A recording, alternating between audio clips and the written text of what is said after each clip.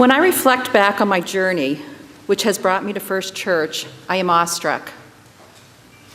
In his book, The Idea of the Holy, German theologian Rudolf Otto expresses the idea of mysterium tremendum effacinus. According to Otto, this experience consists of two intertwined components.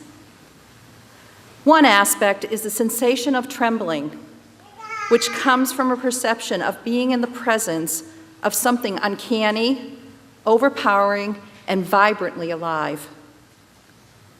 Second, there is mystery, which typically leads a person to fascination, or more specifically, to feelings of being astounded, thunderstruck, transfixed, or dumbfounded. We know this as awe. 2 years ago, a friend who had lost her husband asked me to attend the Blue Christmas service with her. As I sat in church during the 2016 Blue Christmas service, I was very disheartened and my faith in question. My 27-year marriage had ended quite abruptly, followed by the tragic death of my brother and best buddy, Mark.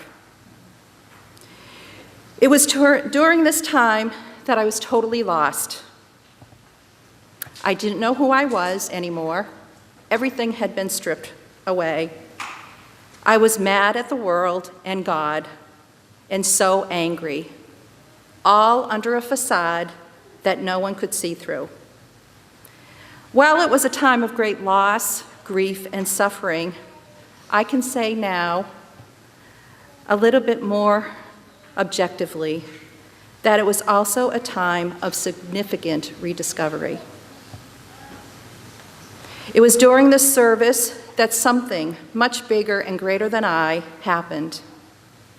It was mysterious, and I was truly astounded by the words that I heard that night and the reaction to those words. I'm sure it also had something to do with Robin's hug and the expression in her eyes. If you've had the privilege to see that, you know what I'm talking about. Having been in such a dark place and now feeling a lightness and a willingness, I started to give some serious thought to my detoured, broken down spiritual journey, resulting in a renewed sense of curiosity and an interest in living again. This curiosity has led me to the study of God, contemplation, and fascination. In my hours of online searches, I came across an article tying awe to spiritual practice, well-being, and the quality of life. It really resonated with me. As I have continued my search, sat for hours in contemplation, and reflected on times I experienced awe, I have been rewarded with a sense of peace, a feeling of greater connection with God and people, more creativity, hope, and love. I have found a church family and a renewed sense of purpose, and I have many, many questions. In the 9 months that I have been at First Church, I have learned that I have the capacity to forgive. I love wholeheartedly.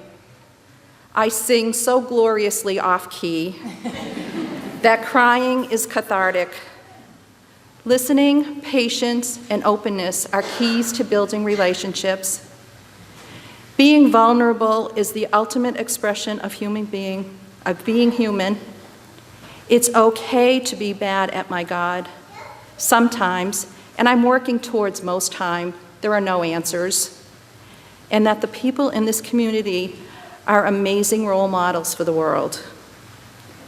In the 9 months I have been at First Church, I have been welcomed into book group, the divorce group, pub theology, aging gracefully. I have attended Eat, Pray, Learn, and I'm encouraged that there are young people who are dedicating hours and careers to saving our oceans. I have greater empathy for those suffering from depression and their caregivers. My heart aches for those who have had to flee their homes, families, and countries because of who they loved. I serve on the stewardship committee because I truly believe we would be lost without this church community. Without this, all of this, there would be a huge void in our lives. And most of all, I have had the privilege to meet and make amazing new friends. Together, we've done Tai Chi on the beach, shared stories and talked about hopes and aspirations. We've shared meals and had stimulating conversation. I blubber and blunder, and I'm not judged. We all have different reasons for being at First Church. For me, it heals and nurtures my heart and soul. It challenges me to think differently.